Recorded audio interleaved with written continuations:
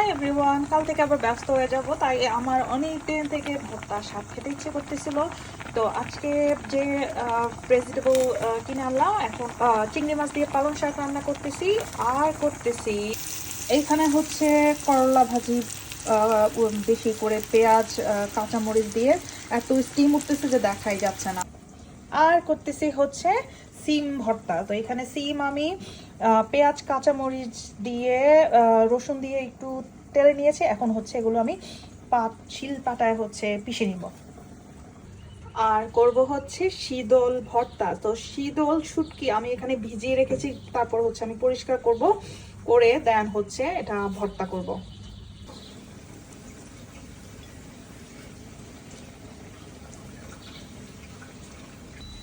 So এই হচ্ছে পালং শাক আর চিংড়ি মাছের ফাইনাল লুক।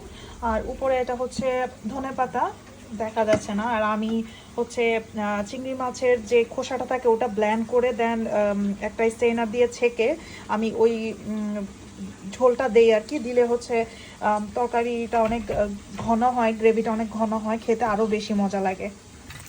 আমি আরও করতেছি ডিম ভাজা। পেঁয়াজ মরিচ ধনে পাতা, পেঁয়াজ আমি ইউজ করতেছি স্প্যানিশ অনিয়ন, যেটা সালাদে ইউজ করা হয়। এই হচ্ছে আমার সিম ভর্তার ফাইনাল লুক। এখানে হচ্ছে চাপা শুটকি ভর্তা, এটা দুইটাই আমি পাটায় পিষে করেছি।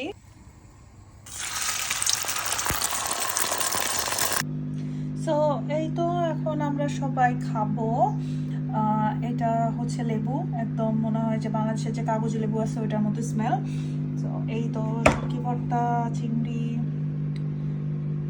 এটা হচ্ছে সিম ভর্তা, ডিম ভাজি, আর আছে সাথে ডাল। Thanks for watching.